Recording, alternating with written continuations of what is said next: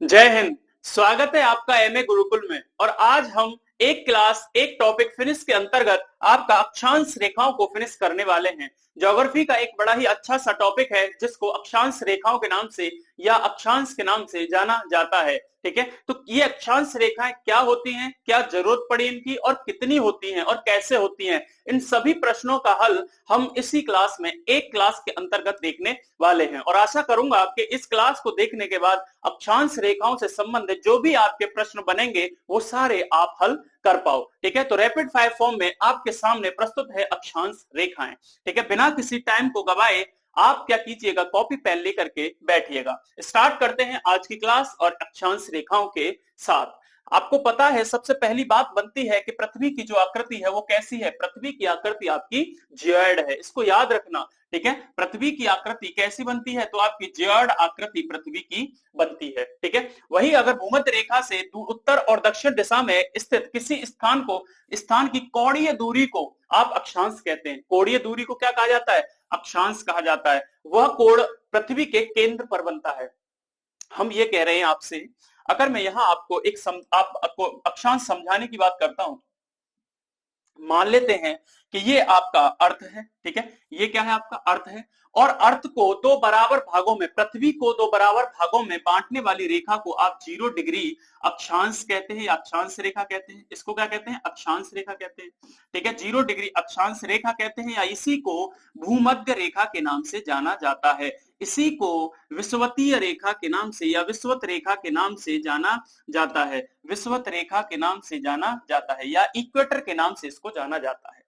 अक्षांश रेखा 0 डिग्री जो पृथ्वी को दो बराबर भागों में बांटती है, जो केंद्र से होकर के जाती है। ठीक है, केंद्र से होकर के जाती है। अब मान लेते हैं कि केंद्र इसका यहां है, तो पृथ्वी का केंद्र कहां है, पृथ्वी का केंद्र यहां है। ठीक है, उसके बाद मैं अगर बात करता हूं कि इसको केंद्र पर बनता है कोण। कोणीय दूरी को क्या कहते हैं, अगर मैं परिधि पर बात करूं तो कोणीय दूरी को आप अक्षांश कहेंगे, लेकिन वो कोण बनता कहां है, तो कोण आपका बनता है आपका केंद्र में। अगर मैं केंद्र से 1 डिग्री का कोण बनाऊं, पृथ्वी अगर केंद्र से 1 डिग्री का कोण बनाऊं और एक बिंदु मुझे प्राप्त हो जाए। ठीक है, ऐसे ही मैं एक कोण बनाऊं और मुझे एक बिंदु क्या हो जाए, तो यहां पर आपका प्राप्त हो जाए। ठीक है, एक बिंदु यहां पर आपका प्राप्त हो जाए। तो इस प्रकार से आप देखेंगे कि ऐसे ही मैं क्या करूंगा, एक एक करके एक एक बिंदु आपको प्राप्त कराता चलूंगा। तो 1 डिग्री के अंतराल पर आपको कितने बिंदु मिलने वाले हैं, तो मेरे हिसाब से आपको मिलने वाले हैं 90 कितने, तो 90 बिंदु आपको मिलने वाले हैं। और मैं इन बिंदुओं को क्या करूंगा, इन बिंदुओं को आपस में मिला दूंगा। ठीक है, तो इन बिंदुओं को जब मैं आपस में मिलाऊंगा तो आपको एक काल्पनिक रेखा देखने को मिलेगी। ठीक है, जब मैं इन बिंदुओं को आपस में मिलाऊंगा तो आपको एक काल्पनिक रेखा देखने को मिलेगी। इन बिंदुओं को मैंने नाम दिया, ये जो बिंदु हम 1 डिग्री के अंतराल पे 0 डिग्री से बना रहे थे, इनको मैंने नाम दिया अक्षांश। इनको क्या कहा मैंने, अक्षांश कहा। और इनको आप क्या कहते हो, इनको आप लैटिट्यूड के नाम से जानते हो। ठीक है, वही अगर मैं बात करूंगा, ये जो हमने लाइन खींची या दो अक्षांशों को मिलाने वाली रेखा आपकी अक्षांश रेखा कहलाई। ये क्या कहलाई आपकी, तो अक्षांश रेखा कहलाई। इसको क्या कहेंगे आप, अक्षांश रेखा कहेंगे, पैरेलल ऑफ लैटिट्यूड कहेंगे, और इसको आप अक्षांश कहेंगे। तो बिंदु को अक्षांश कहा जाता है, जबकि उनको दो बिंदुओं को मिलाने वाली रेखा को अक्षांश रेखा कहा जाता है। ठीक है, तो इस दूरी को भी क्या कहेंगे आप, ये जो आपने कहा कि मैंने कहा केंद्र से हम एक एक कोण के अंतराल पर बनाते जाएंगे, और ऐसे ही आपका 90 डिग्री पे हमको एक कोण बनेगा, और इसको आप 90 डिग्री नॉर्थ कहेंगे, है ना। 0 डिग्री से ऊपर का नॉर्थ कहलाएगा, 0 डिग्री के दक्षिण में आप 0 डिग्री के नीचे आपका साउथ कहलाएगा। तो जब 0 डिग्री इन दो एक पृथ्वी को दो बराबर भागों में बांट देती है, तो इसको कहते हो आप उत्तरी गोलार्ध। इसको क्या कहते हो आप, उत्तरी गोलार्ध। ठीक है, और इसको कहते हो आप दक्षिणी गोलार्ध।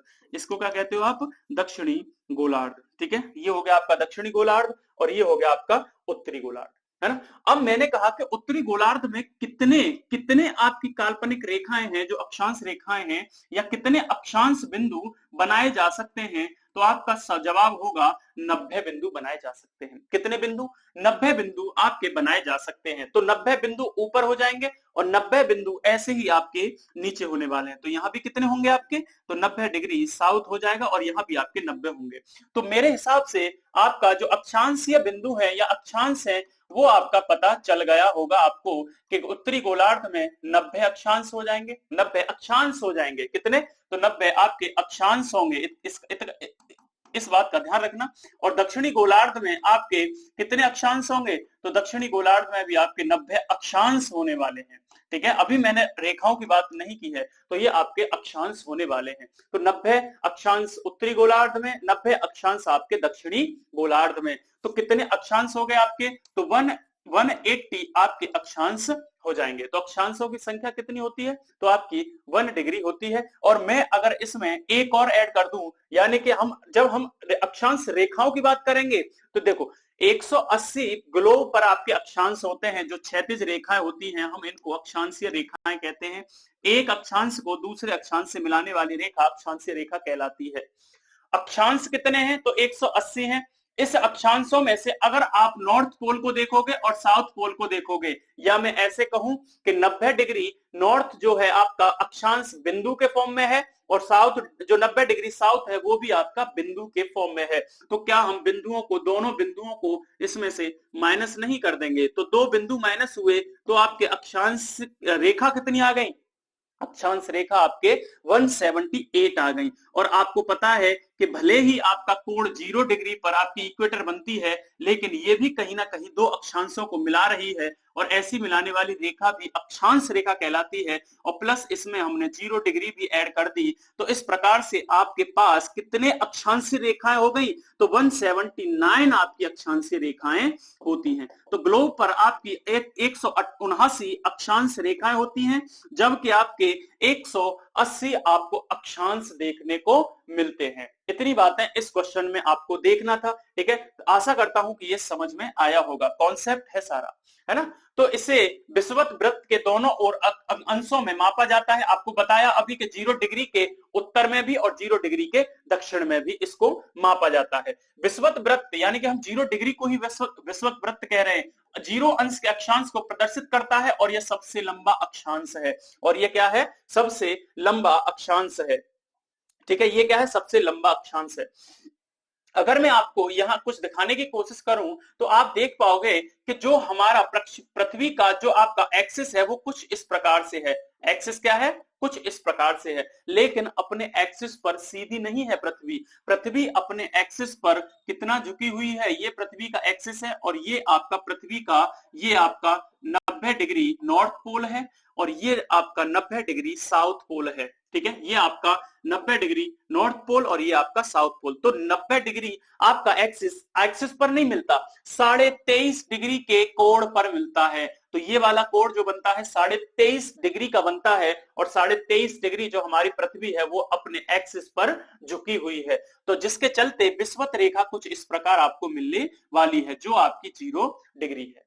ठीक है, 0 डिग्री है आपकी विषुवत रेखा। जब मैं बात करता हूं, अगर मैं बात करता हूं कि पृथ्वी का अक्ष उत्तरी ध्रुव, ये अक्ष है, ये उत्तरी ध्रुव हो जाएगा, तो पृथ्वी का अक्ष से अपना कितना झुकी हुई है, तो 23.5 डिग्री झुकी हुई है। लेकिन पृथ्वी का कक्षा तल कितना डिग्री है, तो पृथ्वी का कक्षा तल, अगर मैं इसको तल मान लूं, ठीक है, तो 23.5 डिग्री ये निकल गया, तो बचा ये वाला भाग। तो पृथ्वी का कक्षा तल बनता है आपका 66.5 डिग्री। कितना बनता है, तो 66.5 डिग्री पृथ्वी का कक्षा तल बनता है, जबकि अपने अक्ष पर झुकी हुई है पृथ्वी 23.5 डिग्री। इस क्वेश्चन को आपको अपने दिमाग में बिठाना है। ठीक है, विषुवत वृत्त की उत्तरी व दक्षिणी दिशा में 1 डिग्री के अंतराल पर खींचे जाने वाले 90 अक्षांश वृत्त होते हैं। ठीक है, कितनी रेखाएं होती हैं, तो आपकी 90 उत्तर 90 दक्षिण में 180 अक्षांश होते हैं। अभी आपको बताया था। तो कितने अंतराल पर खींचे जाते हैं, 1 डिग्री के अंतराल पर। विषुवत वृत्त के ऊपरी उत्तरी भाग को उत्तरी गोलार्ध कहते हैं, जबकि विषुवत वृत्त के दक्षिणी भाग को दक्षिणी गोलार्ध कहते हैं। ठीक है, अगर मैं आगे बात करता हूं, तो आपको पैरेलल लैटिट्यूड्स यानी कि दो अक्षांश को मिलाने वाली रेखा क्या कहलाती है आपकी, तो यही आपकी पैरेलल्स ऑफ लैटिट्यूड या अक्षांश रेखा कहलाती है। ये इसी को क्या कहते हो आप, इसी को अक्षांश रेखा कहते हैं। ठीक है, इसी को क्या कहते हो, अक्षांश रेखा, है ना। तो ये क्या है, अब मैंने कहा कि अक्षांश रेखा है, तो यानी कि 1 डिग्री के किस पर है, तो 1-1 डिग्री के 0 डिग्री से 1-1 डिग्री के अंतराल पे है। तो कहीं ना कहीं आपके दिमाग में ये क्वेश्चन उठना चाहिए कि क्या 1 डिग्री अगर मैं यहां मान लेता हूं और ये आपकी 0 डिग्री हो गई, तो क्या 0 डिग्री और 0 से लेकर के 1 डिग्री के मध्य कुछ दूरी तो रही होगी, दूरी तो रही होगी। तो ये दूरी हम निकालने का प्रयास करते हैं, तो ये दूरी कितनी निकल करके आती है, तो ये दूरी आपको बता दें कि आपको पता है कि जो आपकी अर्थ है इसकी अगर मैं सरकमफ्रेंस की बात करता हूं तो ये आपकी 40,076 किलोमीटर बैठती है। कितनी बैठती है, 40,076 किलोमीटर बैठती है। और आपको पता है कि पृथ्वी कब गोलाकार है, तो पृथ्वी गोलाकार होने के चक्कर में तो इसमें कितने डिग्री एंगल बन सकते हैं, तो 360 यानी कि 360 डिग्री एंगल बन सकते हैं। जब इसको आप 360 से भाग दोगे तो आपको पता चल जाएगा कि ये जो एक एक अक्षांश के मध्य यानी दो अक्षांशों के रेखाओं के मध्य की जो दूरी है वो आपकी लगभग कितने किलोमीटर आती है, तो 111.13 किलोमीटर निकल करके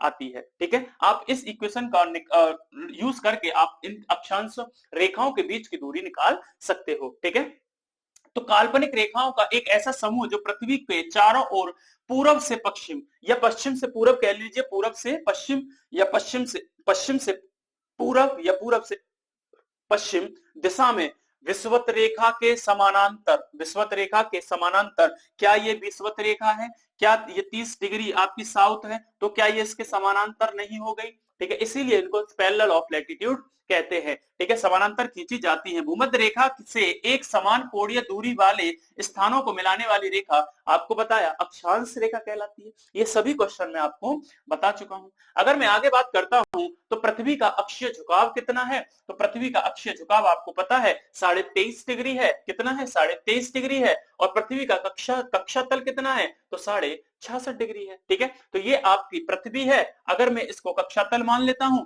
तो कक्षा तल से आपको पता है कि कक्षा तल से जो एंगल बनता है वो कितना बनता है, 66.5 डिग्री का। तो पृथ्वी का कक्षा तल कितना बनता है, 66.5 डिग्री। और पृथ्वी का जो अपने अक्ष पर झुकी हुई है तो वो कितनी है, 23.5 डिग्री झुकी हुई है। ठीक है, उसके बाद अगर बात करूं तो आगे देखो, आगे देखो कि अगर मैं इसको 0 डिग्री मानता हूं, है भी 0 डिग्री है।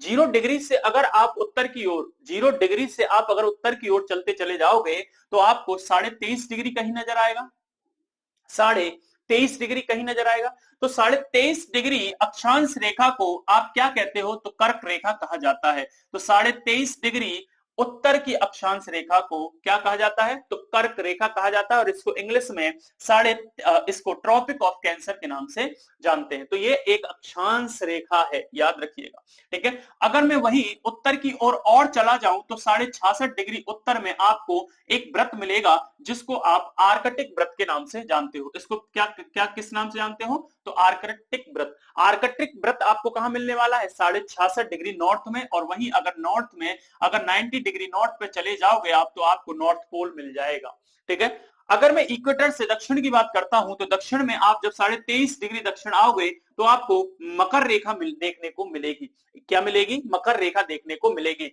जिसको आप ट्रॉपिक ऑफ कैंसर के नाम से जानते हो। ट्रॉपिक ऑफ कैंसर इसको कहा जाता है। और 66 डिग्री दक्षिणी गोलार्ध में आपको क्या मिलेगा, अंटार्कटिक व्रत मिलेगा, अंटार्कटिक सर्कल देखने को मिलता है। और 90 डिग्री साउथ में आप जब जाओगे तो आपको साउथ पोल देखने को मिल जाएगा। ठीक है, तो जब हम कर्क रेखा की बात करते हैं तो 23.5 डिग्री नॉर्थ में कर्क रेखा, उसके बाद 66 डिग्री नॉर्थ में आपको आर्कटिक व्रत देखने को मिलेगा। वहीं अगर मैं 23.5 डिग्री मकर रेखा की बात करता हूं तो ये दक्षिण में पाई जाती है। और 66 डिग्री दक्षिण आपका अंटार्कटिक व्रत हो जाता है। ठीक है, अब ये जो आपकी समानांतर रेखाएं हैं, ये जो आपकी मेजर समानांतर रेखा है, आपको देखने को मिला कि अगर मैं इस रेखा की बात करता हूं तो ये जो रेखा आपकी जा रही है, इस रेखा को आप क्या कहेंगे, तो इस रेखा को 23.5 डिग्री नॉर्थ या इसको आप कर्क रेखा के नाम से जानते हो। इसको क्या कहते हो आप, कर्क रेखा के नाम से जानते हो। इसको क्या कहा जाता है, कर्क रेखा, ठीक है। वहीं अगर मैं आगे अगर बात करूं, आपको दिखाने की कोशिश करूं, तो ये जो आपकी 0 डिग्री इक्वेटर है, 0 डिग्री इक्वेटर है जो पृथ्वी को दो बराबर भागों में बांटती है। ऐसे भी आप समझना कि एकमात्र अक्षांश रेखा है, एकमात्र अक्षांश रेखा है 0 डिग्री जो पृथ्वी को दो बराबर भागों में बांट सकती है। इसके अलावा कोई भी अक्षांश रेखा नहीं है जो पृथ्वी को दो बराबर भागों में बांट दे। केवल 0 डिग्री ही है जिसको इक्वेटर, भूमध्य रेखा, विषुवत रेखा के नाम से जाना जाता है। 0 डिग्री को आप भूमध्य रेखा के नाम से जानते हो, भूमध्य रेखा के नाम से जानते हो। वहीं अगर 23.5 डिग्री और नॉर्थ में आओगे तो आपको ये वाली जो रेखा है जो आपकी कहां पर होकर के जा रही है, आपकी पता है कि साउथ अमेरिका कॉन्टिनेंट से होकर के, अफ्रीका कॉन्टिनेंट से होकर के और ऑस्ट्रेलिया कॉन्टिनेंट से होकर के जा रही है। तो इसको आप 23 डिग्री साउथ कह दोगे और इसी को आप मकर रेखा या ट्रॉपिक ऑफ कैप्रिकॉर्न के नाम से जानते हो। ये आपकी मकर रेखा हो गई, ये आपकी भूमध्य रेखा हो गई, ये आपकी कर्क रेखा हो गई। जब ये अक्षांश रेखाएं जब हमारे ग्लोब पर या पृथ्वी पर काल्पनिक रूप से खींची गई हैं, इनकी जरूरत क्या थी? इनकी जरूरत थी कि हम एग्जैक्ट लोकेशन का पता लगा सकें, हम वास्तविक स्थिति का पता लगा सकें कि कौन सी ऑब्जेक्ट या कौन सी वस्तु कहां पर है, ठीक है। तो वो पता लगाने के लिए हमें एक तो आपकी अक्षांश रेखाएं या जो क्षैतिज रूप से खींची गई है उनका पता होना चाहिए, और दूसरा आपका पता है आपको कि ये आपकी जो रेखाएं हैं ये देशांतर रेखाएं हैं, ठीक है। हमको पता लगाने के लिए कि कौन सी वस्तु कहां पर है, तो ये एग्जैक्ट लोकेशन है जब आपकी दो रेखाएं, एक आपकी देशांतर रेखाएं और एक आपकी अक्षांश रेखाएं जिस जगह पर काटेंगी, ठीक है, तो वो एग्जैक्ट लोकेशन हो जाती है। तो इसके लिए हमें काल्पनिक रेखाओं की जरूरत पड़ी। ये काल्पनिक है, खींची इमेजिनरी लाइन है बस, ठीक है, ये वास्तविक तरीके से खींची नहीं गई है ना। वहीं मैं अगर बात करता हूं तो अक्षांश रेखाएं हैं, आपकी अक्षांश रेखा है कर्क रेखा जो 23.5 डिग्री उत्तरी गोलार्ध में मिलती है, ठीक है। अब मैं एक चीज आपको दिखाने की कोशिश करता हूं कि कर्क रेखा से आपसे पूछ लिया जाता है कि कर्क रेखा जो है आपकी कितने देशों से होकर के गुजरती है। पहला क्वेश्चन यही बनता है, आपको पता होना चाहिए कर्क रेखा 17 देशों से होकर के गुजरती है। कितने देशों से? तो कर्क रेखा आपकी 17 देशों से होकर के गुजरती है, ठीक है। तो 17 देशों से होकर के गुजरने वाली रेखा आपकी कौन सी है? तो आपकी कर्क रेखा है। अगर मैं यहाँ आपको कर्क रेखा दिखाऊं, ये आपकी 0 डिग्री है, ये क्या है आपकी? ये आपकी 0 डिग्री है। 0 डिग्री के ऊपर उत्तरी गोलार्ध में 23.5 डिग्री पर आपको कर्क रेखा देखने को मिलेगी, ठीक है। तो सबसे पहले मिलता है आपको एशिया महाद्वीप, और एशिया महाद्वीप में सबसे पहले जो देश मिलता है उसको नाम ताइवान कहा जाता है। क्या कहा जाता है? तो ताइवान कहा जाता है। तो हम इधर से यानी कि पूरब से पश्चिम की ओर चलेंगे तो आपको सबसे पहले ताइवान मिलने वाला है, फिर उसके बाद आपको चाइना मिलने वाला है, ठीक है, फिर उसके बाद म्यांमार मिलेगा, है ना, म्यांमार के बाद आपका बांग्लादेश मिलेगा, बांग्लादेश के बाद हमारा प्यारा भारत आपको देखने को मिलेगा, फिर उसके बाद एक देश है जिसका नाम है ओमान, ओमान के बाद आपको मिलेगा यूएई या संयुक्त अरब अमीरात, उसके बाद आपको देखने को मिलेगा सऊदी अरेबिया, या उस सऊदी अरेबिया के बाद हम पूरब से पश्चिम चलेंगे तो आपको देखने को मिलेगा मिस्र। क्या मिलेगा? मिस्र। फिर उसके बाद आपको लीबिया देखने को मिलेगा, फिर उसके बाद नाइजर, ठीक है, उसके बाद अल्जीरिया, फिर उसके बाद माली, फिर उसके बाद आपको देखने को मिलेगा एक देश जिसका नाम है मारितानिया। क्या नाम है? मारितानिया। और फिर उसके बाद वेस्टर्न सहारा, ठीक है। आपसे पूछा यह भी जा सकता है कि कर्क रेखा अफ्रीका महाद्वीप के कितने देशों से होकर के गुजरती है? तो आपको याद रखना है कर्क रेखा अफ्रीका महाद्वीप के 7 देशों से होकर के गुजरती है, जिसमें आपका मिस्र, लीबिया, नाइजर, अल्जीरिया, माली, आपका मारितानिया और आपका वेस्टर्न सहारा या पश्चिमी सहारा। तो 7 देशों से होकर के आपकी अफ्रीका महाद्वीप से कर्क रेखा गुजरती है। वहीं अगर मैं एशिया की बात करता हूं तो एशिया में आपका ताइवान 1 2 3 4 5 6 7 8 देशों से होकर के आपकी कहां से गुजरती है? तो एशिया में होकर के गुजरती है। अगर मैं वहीं आपकी नॉर्थ पोल उत्तरी अमेरिका की बात करता हूं तो 2 देश पड़ते हैं, एक पड़ता है आपका बहामास और एक पड़ता है आपका मैक्सिको। तो 2 देश पड़ते हैं आपके उत्तरी अमेरिका के। तो टोटल आपका 17 देशों से होकर के कर्क रेखा गुजर जाती है। आशा करूंगा कि ये वाला कर्क रेखा वाला क्वेश्चन आपके दिमाग में गया होगा। वहीं मैं अगर दूसरी रेखा की बात करता हूं तो जिसको आप मकर रेखा या 23.5 डिग्री दक्षिणी गोलार्ध की रेखा कहते हो, 23.5 डिग्री साउथ गोलार्ध की रेखा कहते हो। तो ये कितने देशों से होकर के गुजरती है? तो ये टोटल 10 देशों से होकर के गुजरती है। कितने देशों से? 10 देशों से होकर के गुजरती है। तो ये आपकी मकर रेखा साउथ गोलार्ध में पड़ेगी। तो सबसे पहले तो आपको कॉन्टिनेंट मिलने वाला है साउथ अमेरिका या दक्षिणी अमेरिका। जो सबसे पहले देश मिलेगा आपको चिली मिलने वाला है, सबसे देश पहले चिली, फिर उसके बाद अर्जेंटीना, तीसरा मिलेगा पराग्वे, चौथा मिलेगा आपको ब्राजील। तो 4 देश हो जाते हैं साउथ अमेरिका के, आपका पहला चिली, दूसरा अर्जेंटीना, तीसरा पराग्वे और चौथा आपका ब्राजील। वहीं अगर अफ्रीका की बात करता हूं तो सबसे पहले आपको नामीबिया देखने को मिलता है, 6वें नंबर पर आता है आपका बोत्सवाना, 7वें नंबर पर आता है आपका साउथ अफ्रीका और 8वें नंबर पर आता है आपका मोजाम्बिक। 8वें नंबर पर कौन सा आता है? मोजाम्बिक। और 9वें नंबर पर आपका मेडागास्कर। तो अफ्रीका के भी कितने देश हैं जो कर्क रेखा को गुजारते हैं? तो ये आपके 5 देश होने वाले हैं। तो 5 देश अफ्रीका के, वही 4 देश साउथ अमेरिका के और एक देश है खुद अपना ऑस्ट्रेलिया, महाद्वीप का ऑस्ट्रेलिया। ठीक है, तो ये 10 देश होते हैं जो कर्क रेखा को अपने यहां से गुजरने देते हैं। ठीक है, इतनी बातें कर्क रेखा के बारे में आप याद रखिएगा। अगर मैं आगे भूमध्य रेखा की बात करता हूं, ये भी आपकी एक अक्षांश रेखा है जो आपके 13 देशों से होकर के गुजरती है। कितने देशों से? 13 देशों से होकर के गुजरती है। सबसे पहले जो गुजरती है ये आपकी साउथ अमेरिका। अगर मैं पश्चिम से पूरब की बात करता हूं तो साउथ अमेरिका जो सबसे पहला देश आने वाला है आपका एक्वाडोर आएगा, दूसरे पर आपका कोलंबिया आता है और तीसरे पर आपका ब्राजील आता है। तो ये 3 देश हैं आपके साउथ अमेरिका के 30 देश पड़ते हैं। सबसे फिर उसके बाद आपका गैबोन आता है, अफ्रीका महाद्वीप का। गैबोन के बाद आपका कांगो गणराज्य आता है। ठीक है, कांगो गणराज्य आता है। फिर उसके बाद कांगो गणराज्य लोकतांत्रिक आता है। ठीक है, 6वां देश। उसके बाद आपका युगांडा आता है, युगांडा के बाद आपका केन्या आता है, केन्या के बाद आपका सोमालिया आता है। ये जो देश पड़ते हैं आपके भूमध्य रेखा पर, ये आपके अफ्रीका कॉन्टिनेंट के पड़ते हैं जो आपके 6 देश हो जाते हैं। वहीं में अगर एशिया की बात करता हूं तो एशिया में सबसे पहले आपका मालदीव पड़ता है। ठीक है, 10वें नंबर पर आपका मालदीव पड़ता है। फिर उसके बाद 11वें नंबर पे आपका इंडोनेशिया हो जाता है, 12वें नंबर पे आपका किरीबाती हो जाता है। ठीक है, ये आपका किरीबाती है और 30 साओ में प्रिंसेस से आपका 13वें नंबर पर हो जाता है। तो 13 देशों से होकर के भूमध्य रेखा आपकी गुजरती है। ठीक है, एक बात और इसमें याद रखिएगा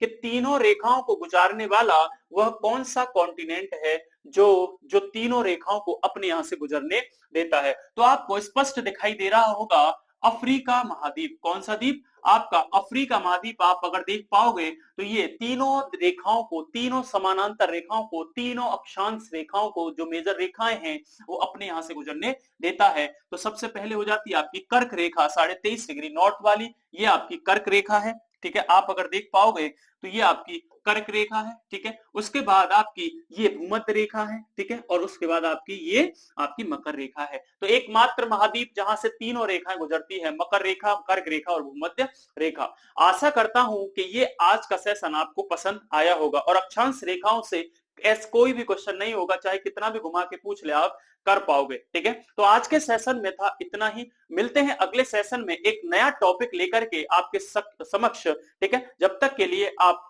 अपने नोट्स बनाते रहिए और इनको बार बार रिवाइज करते रहिए। आज के लिए इतना ही, मिलते हैं अगले सेशन में, जब तक के लिए जय हिंद।